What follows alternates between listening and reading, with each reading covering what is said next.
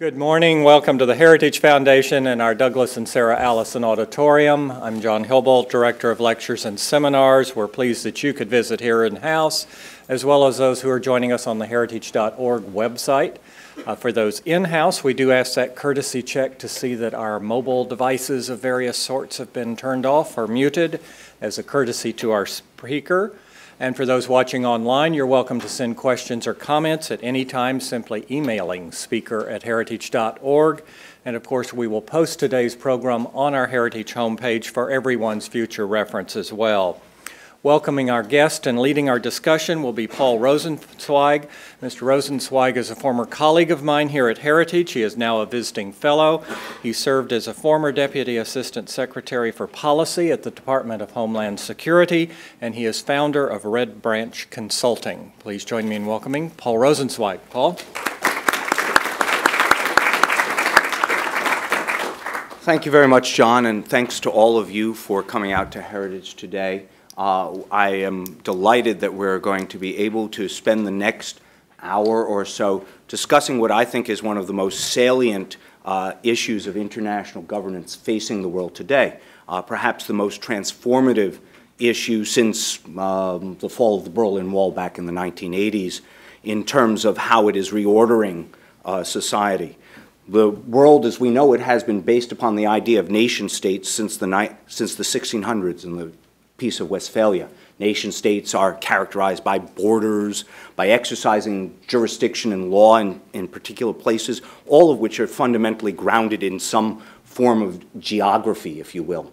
And of course, since the 1980s or 1990s, we as a society have been rapidly constructing a different kind of reality, a reality of this information space, this network that has no inherent borders, bears no inherent jurisdiction, and of course, except where it physically touches through servers and the like, has no physical grounding and reality in the same way that nation-states do in the past. This transformation has implications for all sorts of issues of law and policy, ranging from the laws of armed conflict and war to questions of intellectual property at the other end of the space.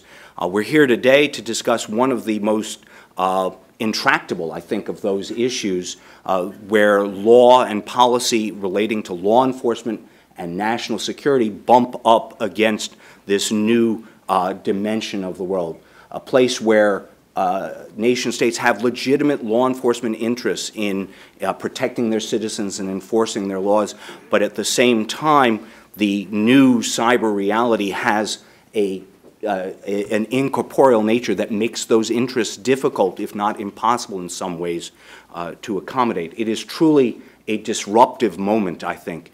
And who better to talk about disruption than one of the most disruptive technology companies in American history, the people of Google. And so we are delighted, I am delighted, to be able to introduce to you Mr. Kent Walker, who is the Senior Vice President, Legal Policy, Trust and Safety, and Google.org. He advises the board and management on law and policy issues and oversees all of Google's legal and compliance affairs and its work with governments across the globe. Before joining Google, Kent had executive positions at leading technology companies, including eBay, Netscape, AOL, AirTouch, you name it. He also served as an assistant U.S. attorney with the U.S. Department of Justice and advised the Attorney General on technology and policy issues, giving him that perspective as well. He graduated with honors from Harvard College and Stanford Law School. He serves on the boards of a variety of industry associations and currently serves on the Harvard Board of Overseers and the Mercy Corps Social Ventures Fund. He's also a member of the Council of Foreign Relations. Please join me in welcoming Kent Walker.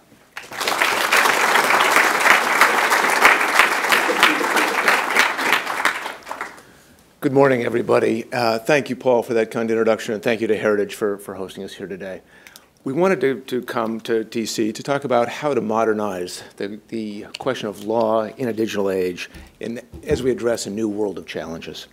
It's a topic, as Paul has mentioned, with big implications for governments and for companies as we try and work together to solve large and growing problems having to do both with law enforcement and with the protection of privacy here in the United States and around the world. For as long as we've had legal systems, prosecutors and police have worked together to gather evidence. Law enforcement has adapted to each new generation of technological change. With the advent of the post office, police got warrants to access letters and packages. With the advent of telephones, police and law enforcement need to have subpoenas to be able to get call records from suspects and defendants. I don't need to tell you that digital communications have progressed an awful long way since the days of the original post office and Ma Bell. However, the laws that govern our practices in these areas, that govern the collection of digital evidence, were written well before the information revolution, and now actually hinder both law enforcement and put user privacy at risk.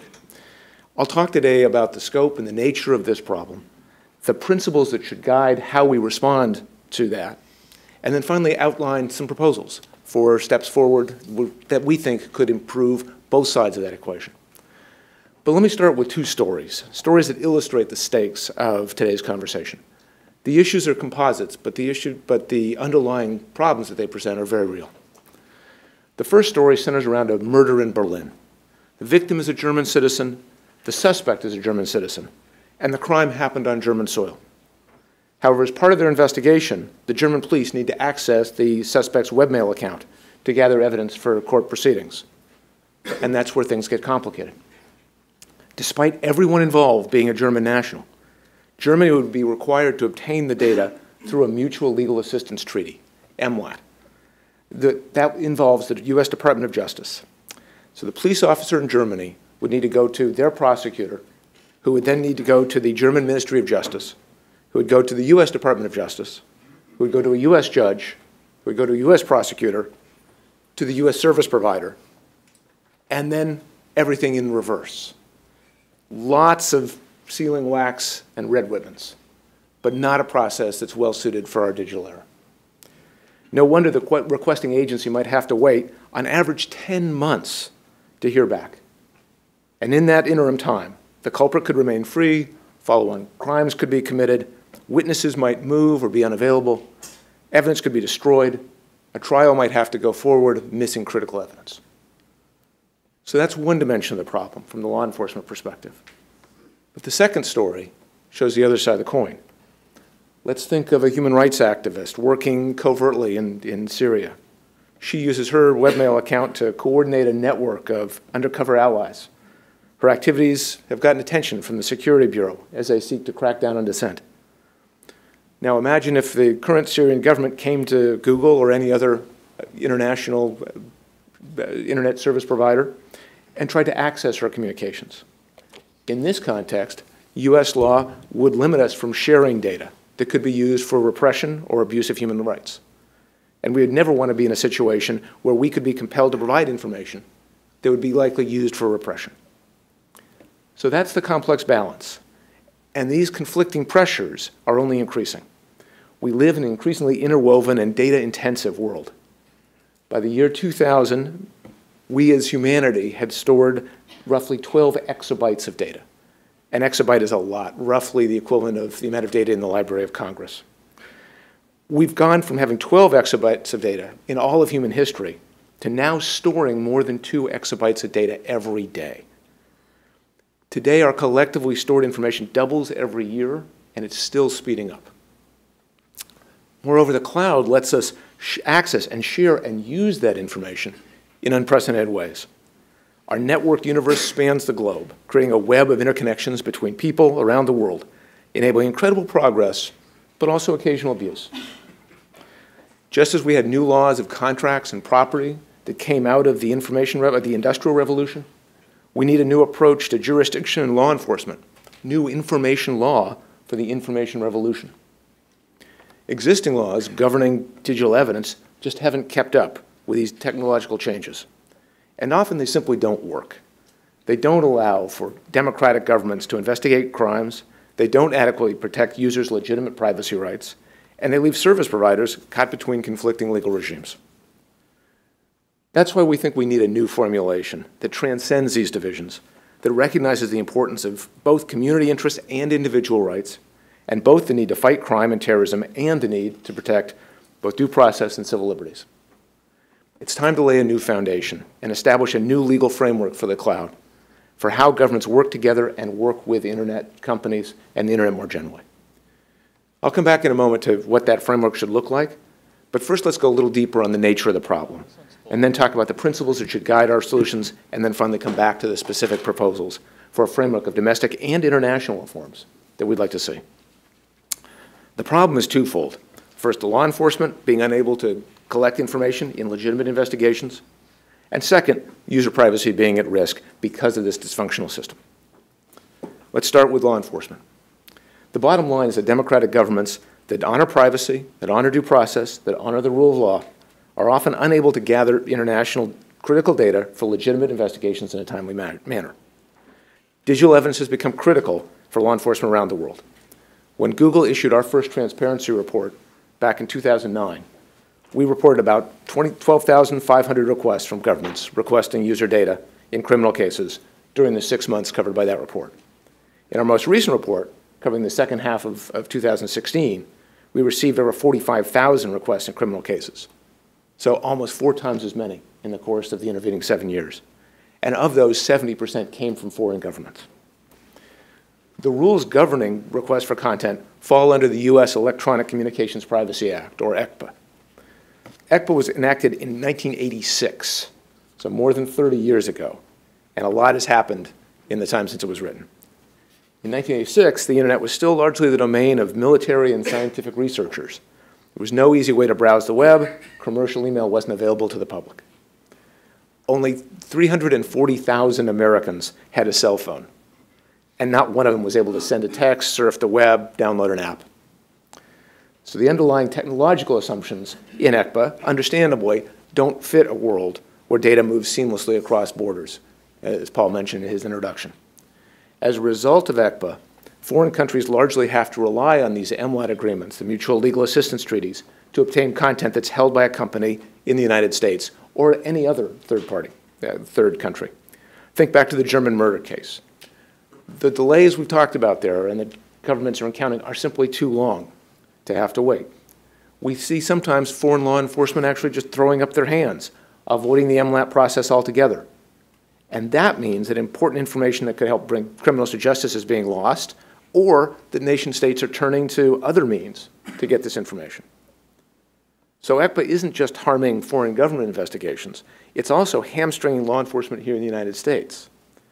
Last year, the Second Circuit Court of Appeals ruled that an ECPA search warrant can't compel search providers to disclose user data stored outside the U.S. That may have made sense when all your data was stored in that giant tower computer underneath your desk, but today's networks operate intelligently, move and replicate information seamlessly between data centers and across borders in order to maximize efficiency and security. It's completely outdated to see the rules governing how law enforcement can gather that evidence on the oftentimes random fact of where the data happens to be located. And we're not the only ones to have come to this conclusion. The U.S. Department of Justice has called this a tremendous problem that is becoming more acute by the day. U.S. judges, even those upholding some of the existing rules, have found that ECPA needs to be updated with new realities and competing equities in mind. I'll quote from the judge who concurred with the result of the Second Circuit case that I mentioned a moment ago.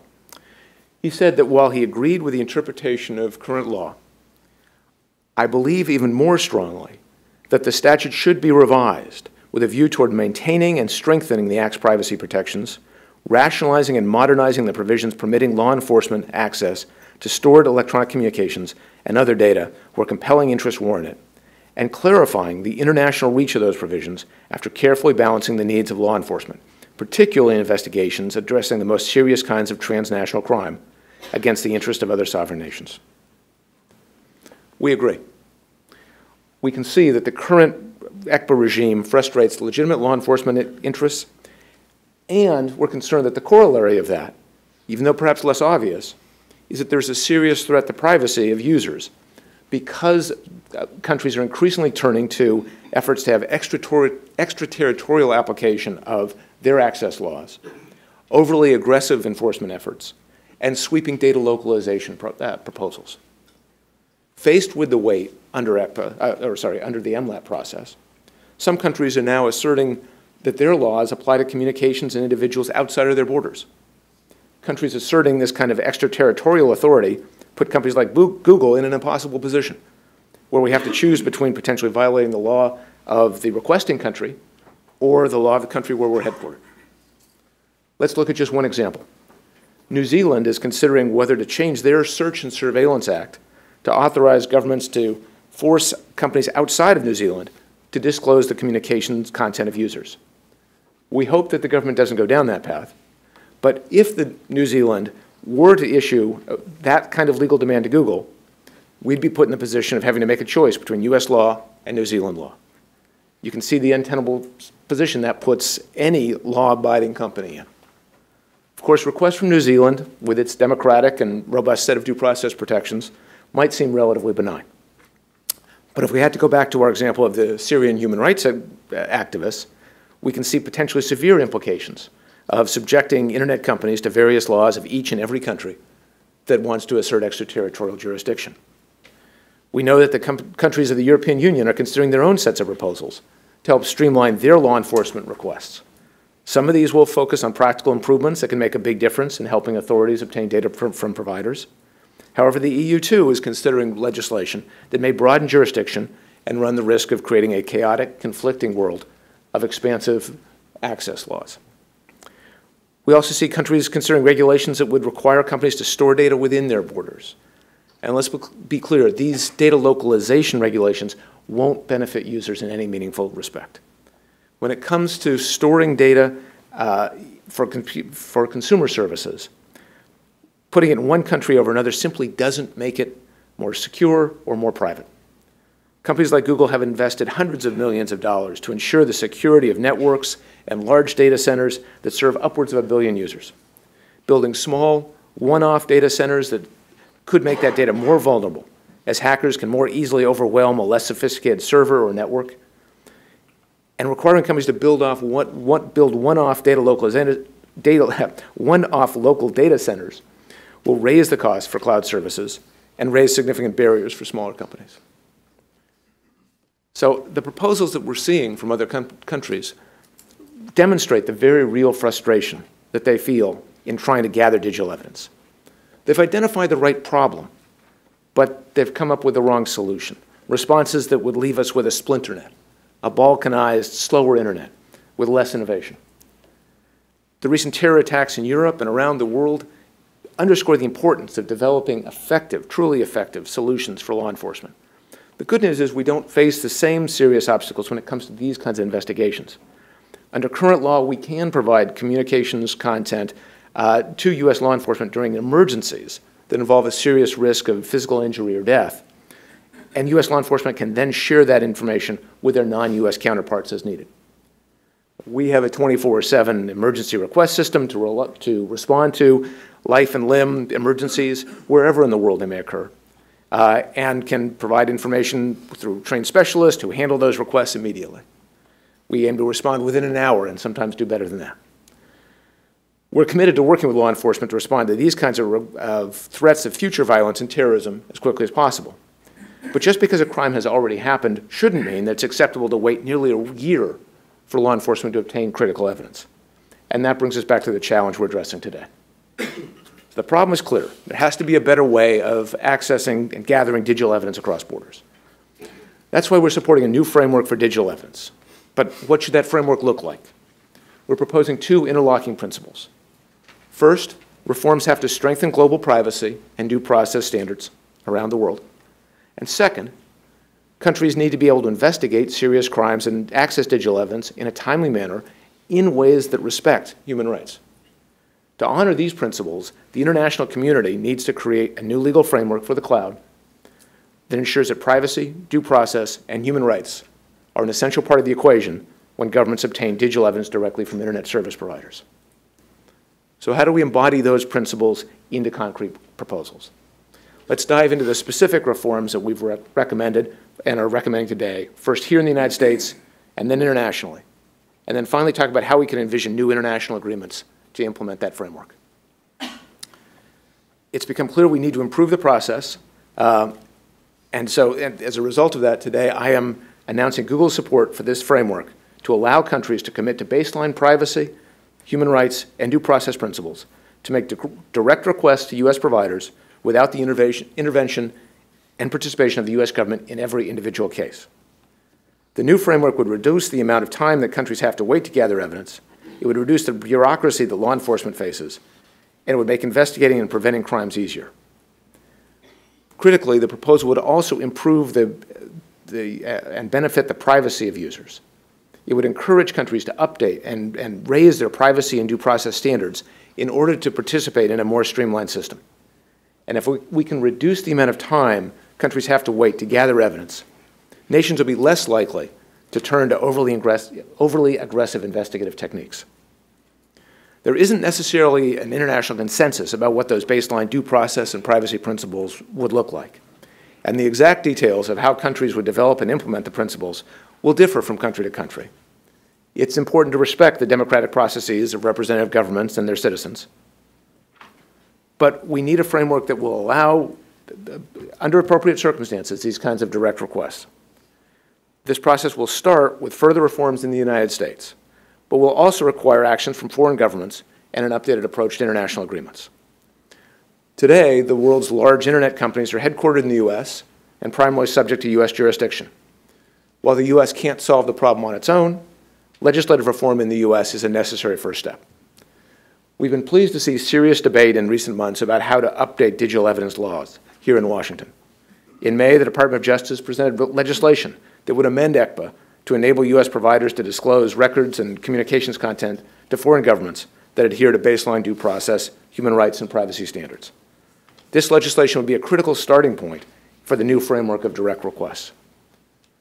Another key aspect of reform is the International Communications Privacy Act, or ICPA, which Google has supported. There's a unique opportunity for Congress to update the laws governing digital evidence for investigations both in the U.S. and abroad. We understand that refinements to ICPA may be necessary, but we believe that its broad principles are sound and provide the right foundation for our next set of reforms in this area. Remember, all of the judges who wrote opinions in the Second Circuit's 2016 case and the 2017 follow-up case denying a rehearing encourage Congress to act here, encourage changes to the ECPA framework. The International Communications Privacy Act would do just that, providing a path for the U.S. government to obtain communications content regardless of where it's stored. U.S. reforms are necessary, but not a sufficient condition to improving cross-border data requests. A broader international framework for those requests necessitates change in domestic statutes of countries that don't adequately protect privacy, due process, and human rights. Provided that countries can meet baseline standards and the U.S. amends ICPA appropriately, the next step then would be for the United States and foreign governments to enter into a new generation of agreements. Bilateral agreements that could be authorized by legislation put forward by the Department of Justice may provide the most promising avenue to improve global privacy standards and create a pathway for foreign governments to obtain digital evidence. Of course, bilateral agreements may not be the only path. It's always possible that multilateral agreements or international fora could form the basis for broader agreement among democratic countries with a shared commitment to the rule of law. And of course, ultimately, countries should have the opportunity to gather digital evidence directly from providers in ways that respect human rights and due process and the interests of other democratic companies. But for the foreseeable future, the vast majority of countries are going to rely on MLATs and the versions of the existing system. That underscores the need for reform to the MLAT system to significantly reduce the delays that we're seeing. The International Communications Privacy Act is an important starting point. It would codify common sense reforms to the MLAT process, including a standardized online form for submitting MLAT requests and an online docketing system, using digital tools to solve a digital problem. So that's our case. Laws governing digital evidence are due for a fundamental realignment in light of the rapid growth of technology that relies on the cloud, the very real security threat to people and communities, and the expectations of privacy that Internet users have in their communications. We don't have to live with a system that not only fails to protect privacy, but also impedes legitimate investigations. We recognize that this will be an involved process. It will require action here in Washington and in capitals around the world. However, we shouldn't accept that the complexity of action is a reason for inaction. The stakes are too high and the risks are too great. We've called for a lot of movements for government today, and we stand ready to work with regulators, legislators, civil society, academics, and other companies to make sure that we get this right. Earlier, I mentioned the Department of Justice proposals to amend ECPA. We've been pleased to see that Microsoft, Facebook, Yahoo, and others have played an important role in this conversation. The reality is we won't see reform without support and active participation across the technology industry, as well as the other sectors we've talked about. I'm here today to contribute to that conversation and to encourage us not just to look to the reform of current laws, but also to aspire to a new and more generalized framework. With that, I look forward to the conversations we'll have here today in D.C., in Brussels, in countries around the world in the months to come. So with that, let's turn things over to Paul to moderate his questions and your own. Thank you very much.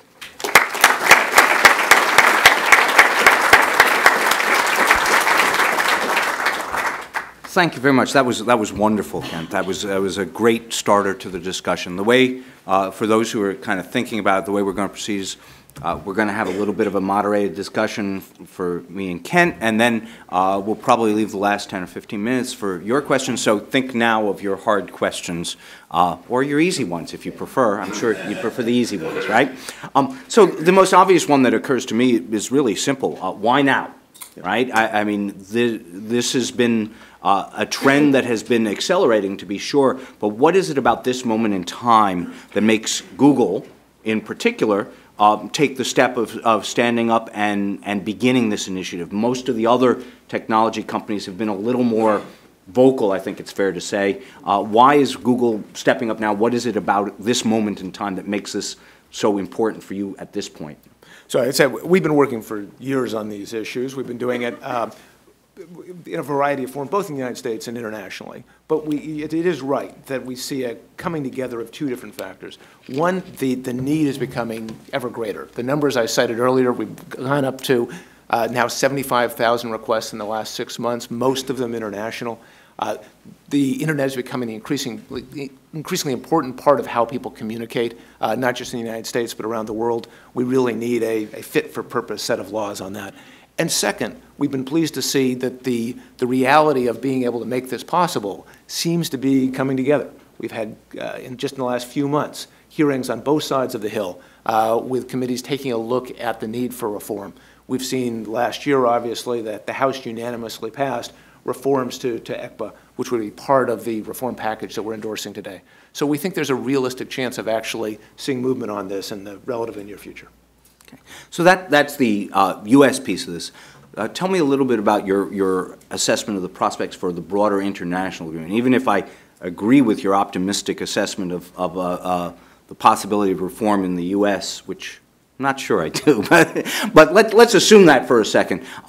What is your assessment of the prospects of convincing our friends in the European Union to buy into this idea, or our friends in Southeast Asia to buy into this idea and begin this process of bilateralization or multilateralization of the digital evidence collection requirements?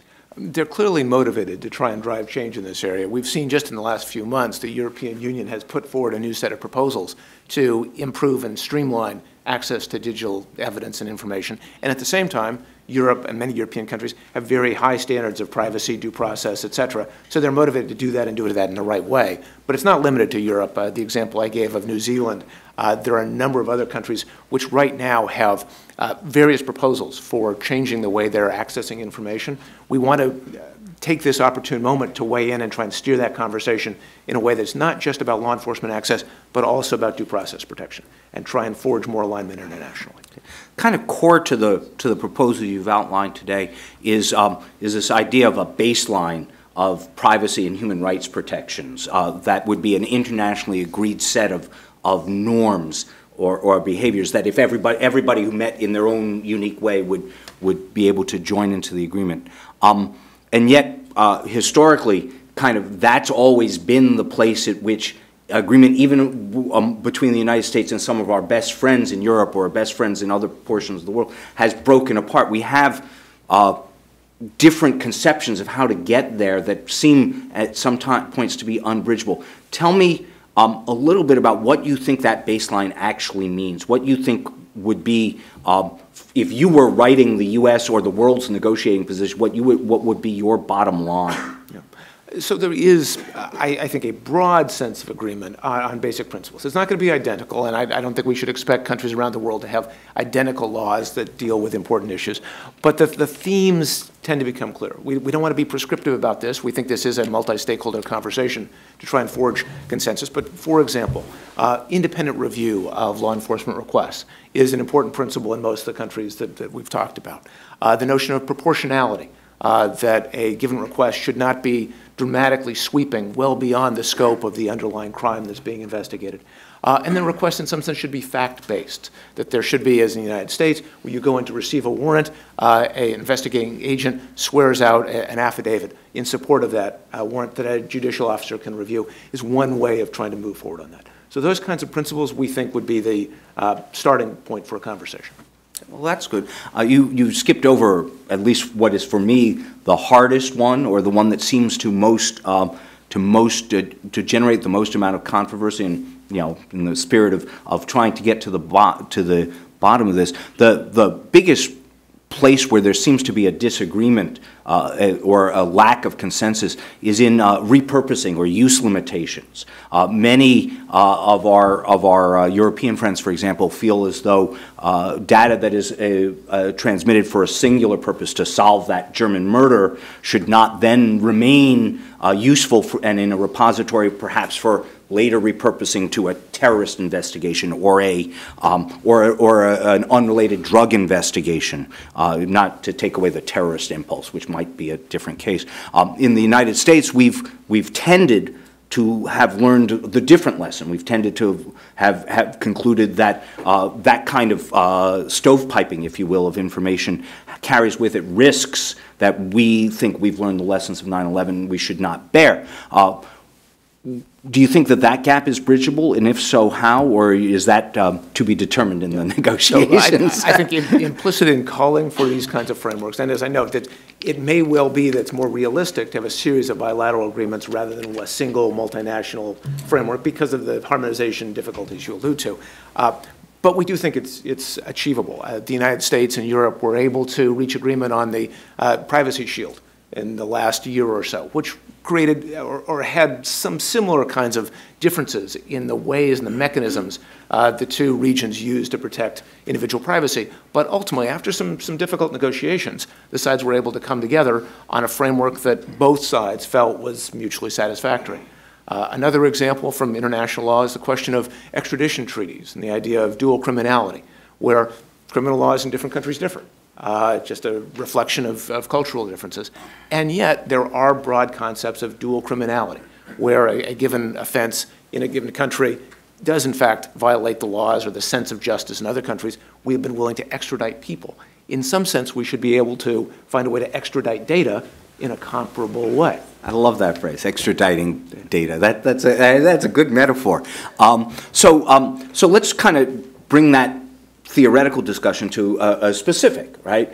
Pending right now is Department of Justice legislative proposals allowing mutual recognition of this bilateral sort of agreement. And the motivating factor for that is a tentative arrangement that has been reached, an agreement that has been reached between the United States and the United Kingdom that would, if implemented, allow the UK law enforcement authorities to have exactly that sort of direct access to Google that you're talking about. They wouldn't have to go through the MLAT process. They could just say, Google, it's a British crime on British soil. Give us the British citizens' data. That tentative treaty agreement between the U.S. and the U.K. has been criticized in the United States by some, most notably some of our colleagues in what would be called the privacy community, because of their perception that even a liberal democracy like Britain has inadequate privacy protections. And in fact, the thing that they most notably cite is the lack of a judicial authorization requirement in British criminal law, or the perceived lack of judicial oversight in British criminal law. So here we have a situation in which an agreement with a country that remains our closest ally is still one that has a difficulty garnering support in the United States. I don't know whether the opposition is comprehensive or just limited, but there is already pushback to this idea because of a lack of adequate privacy protections overseas. Do you foresee, well, first, What do you think of that criticism of the British proposal, if you have any particular opinion about that? And more generally, is that perhaps a harbinger of a difficulty in getting to where you want to be in this world? I think it's right that these will be difficult negotiations. Nobody's under any illusions around that. They're important issues, and we want to try and get them right.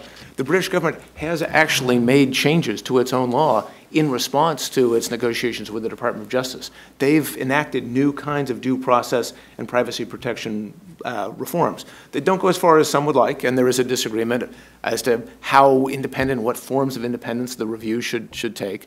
And I don't want to get into the specifics of this, because again, it's not for us to say, in a sense. We're calling for a convocation of people to come and have this hard conversation.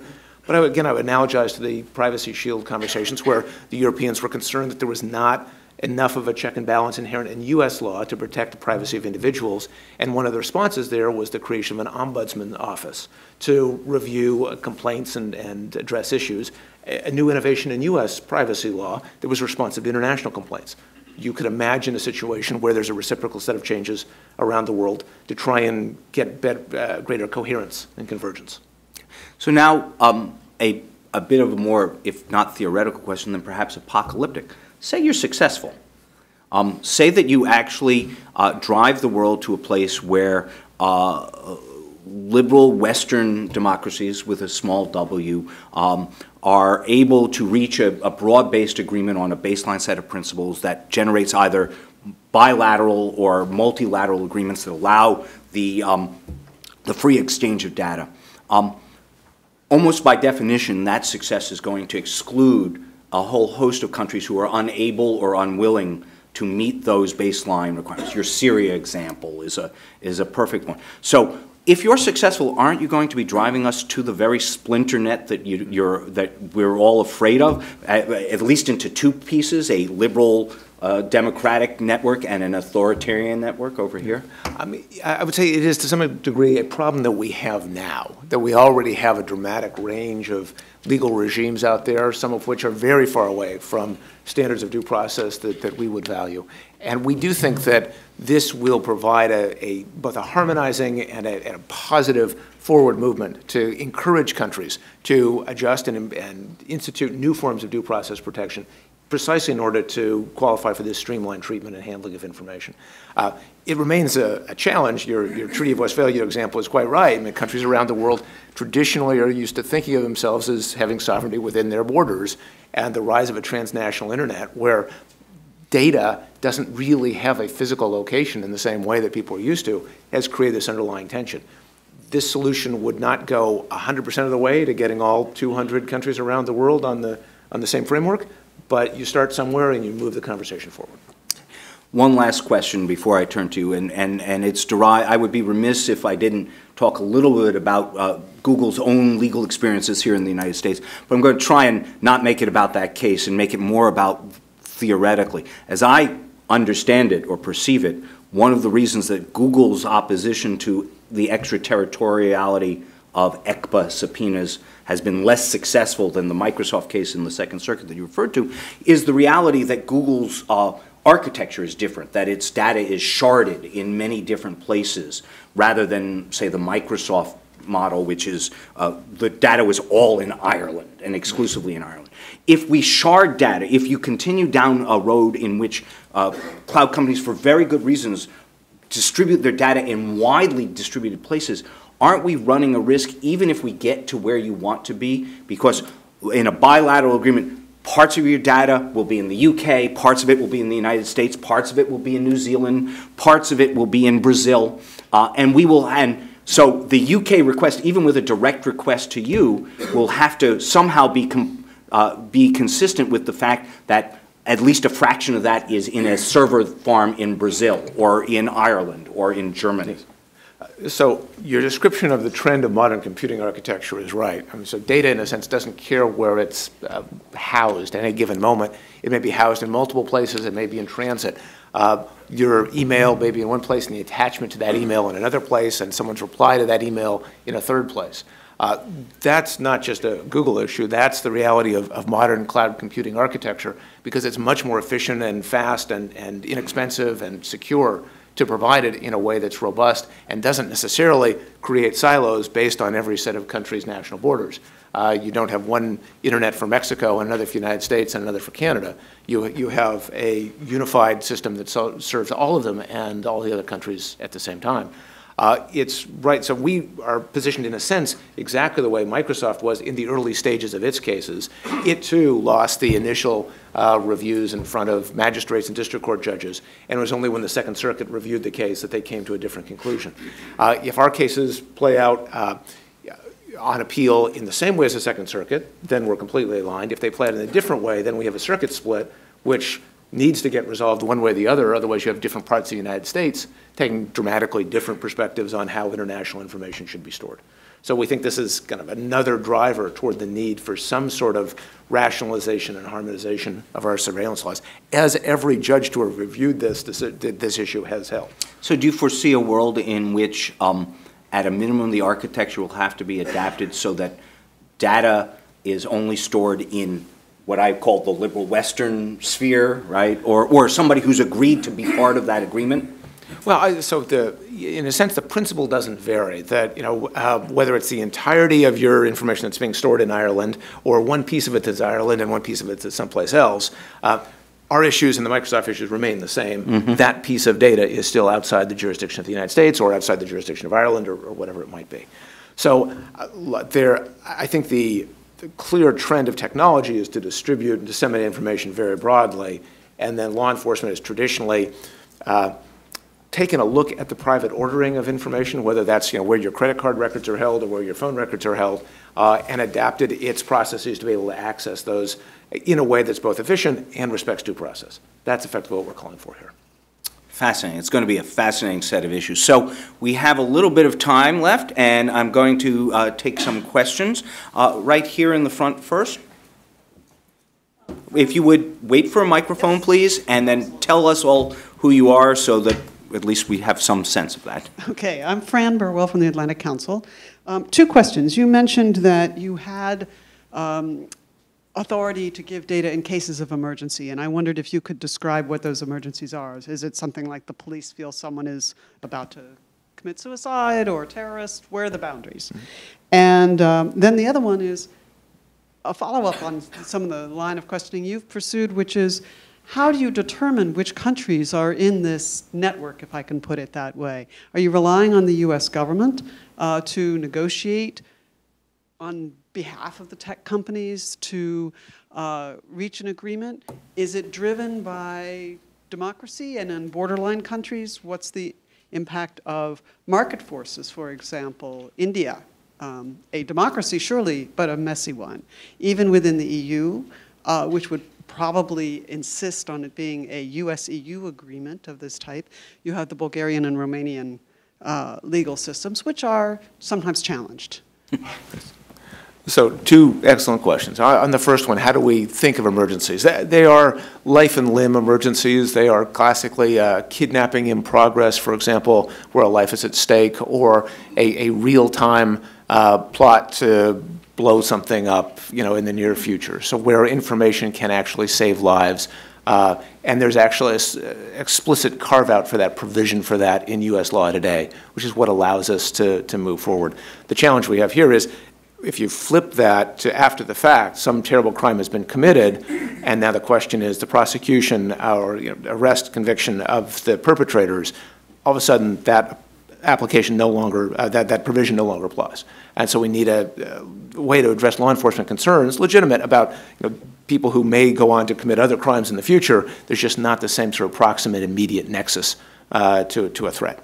With regard to the question of, are we looking for the U.S. government to step in here, I would say absolutely yes. That to some degree, these are questions that are appropriate for government-to-government interaction and determination. Putting a company in the position of having two directly conflicting legal directives is untenable on any sort of continuing basis. We need to have, just as we have in many other settings, international agreements of some form to lay out the rules of the road for what is not a hypothetical problem. Right? We are dealing with tens of thousands of these kinds of requests every year, and we're just one of the companies that's wrestling with this.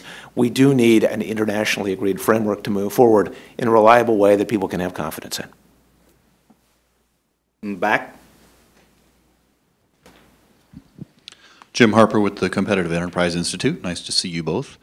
Paul, you covered one of my questions, which I thought I came up with sitting right here, but evidently other people think that it would be strange for a U.S. law to require a U.S. company to meet a lower than U.S. standard, where the baseline to be lower than U.S. due process and Fourth Amendment standards.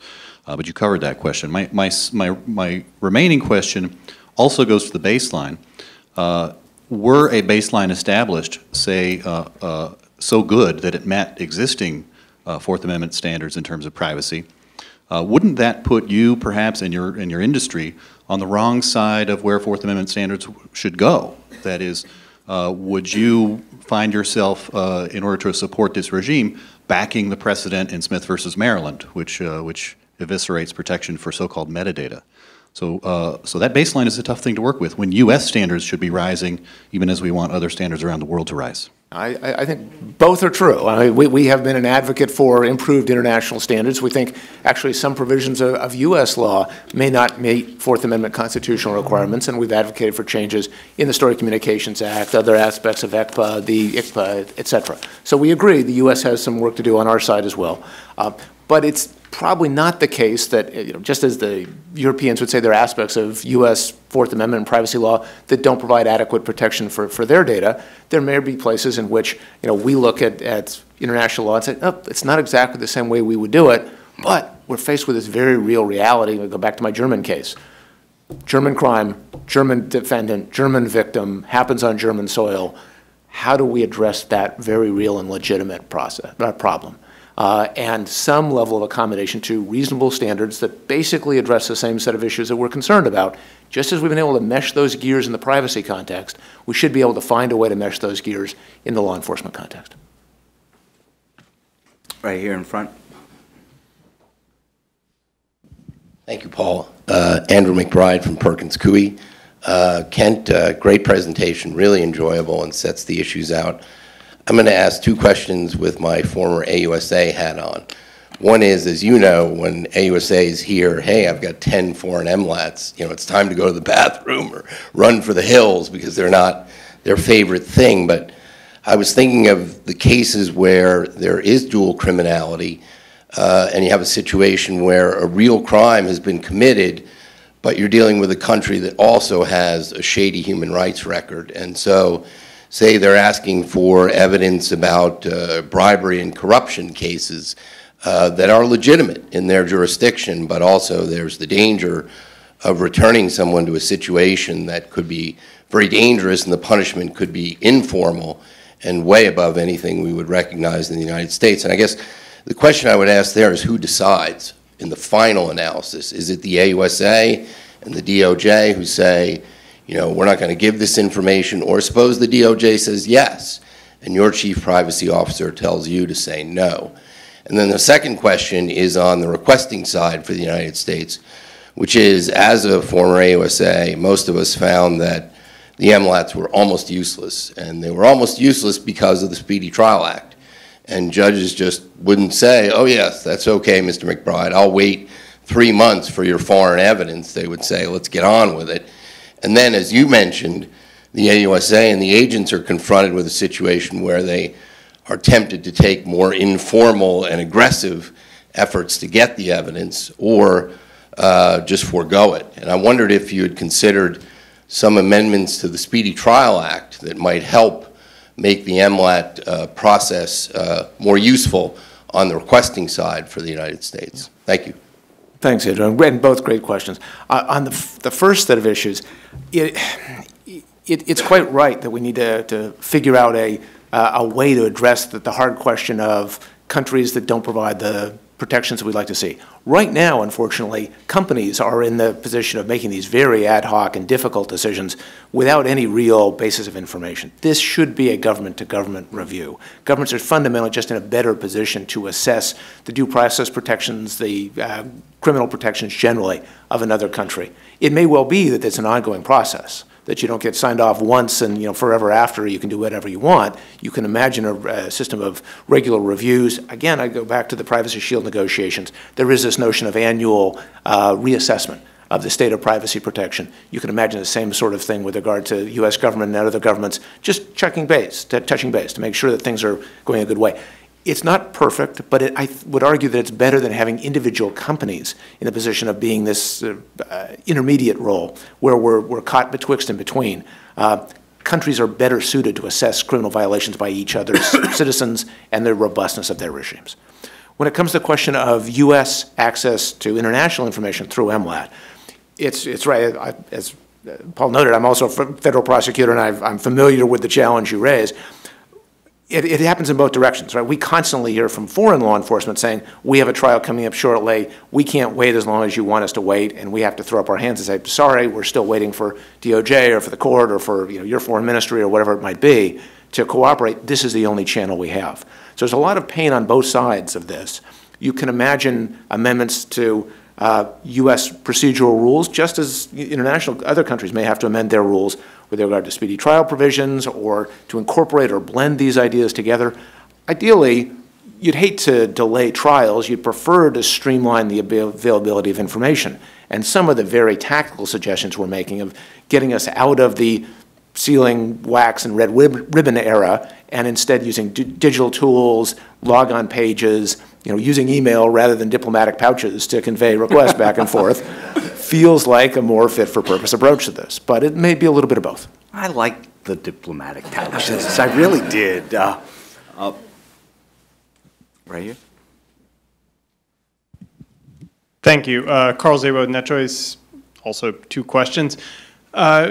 How do you see this being operationalized? Do you see it as, you mentioned the Privacy Shield Agreement, which was U.S. and all of Europe at once, but then you're talking about U.S. and England kind of doing this one-off agreement. Do you see it kind of being one-off agreements or holistic agreements, and if so, how? And then the second is, what do you see as kind of the impetus to actually get this ball rolling? Because it's very easy for people to just kind of sit and say, okay, we'll get to it eventually. What do you see as kind of the trigger moment? So I agree with you that the more aspirational goal would be a multilateral agreement, a global convention on some of these things, an international forum. That may be hard to pull off on the short term. What we have on the table right now are proposals like the Department of Justice proposal with the UK, but DOJ has also been open to a series of other multilateral agreements. That's probably the most realistic short-term path, but we remain open to a variety of ways of getting here. The goal at the end of the day is to put more of flexibility in the system to adjust it. There may be, we're agnostic on the particular tactics. With regard to the question of how do you operationalize this? What's the trigger moment to make this happen? I think that we're seeing this already. We're seeing in the U.S. a variety of hearings around this set of issues. You have DOJ making some movement in this area. You have the European Commission putting forward proposals for streamlining access to digital information. You have the United Nations coming out and talking about what standards might apply. You have the Court of Justice of the European Union, which has talked about basic standards of due process in this area. So there's a lot of energy, but not a lot of focus. And part of our call today is to try and get people around the table, move forward through particular legislative vehicles to say, okay, it can't just be open season on digital data around the world, and it can't just be everybody falls back into their silos and refuses to cooperate with anybody else, because all countries have various forms of blocking. Many countries have forms of blocking rules the way the U.S. does. Everybody has to open the kimono a little bit. Everybody has to raise their game a little bit to improve privacy protection. But if we do that, we think we can actually both improve privacy and improve the efficiency of law enforcement. Right here in the center. That's a tough get, but somebody can get him. Yes, please.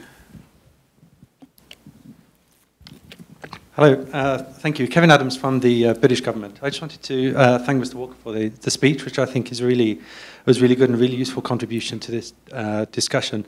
Just in case anyone was any doubt about the MLAT system, part of our responsibilities here in the embassy is dealing with the sealing wax and ribbons, and it is every bit as sort of slow and cumbersome as you describe.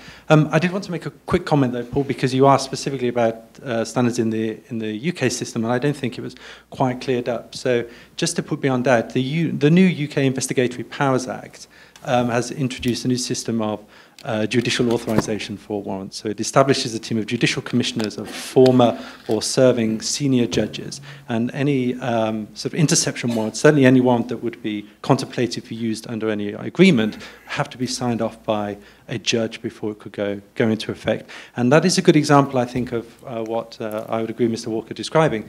The exact system of that might not be identical to the US's, but it is far more similar than it is different.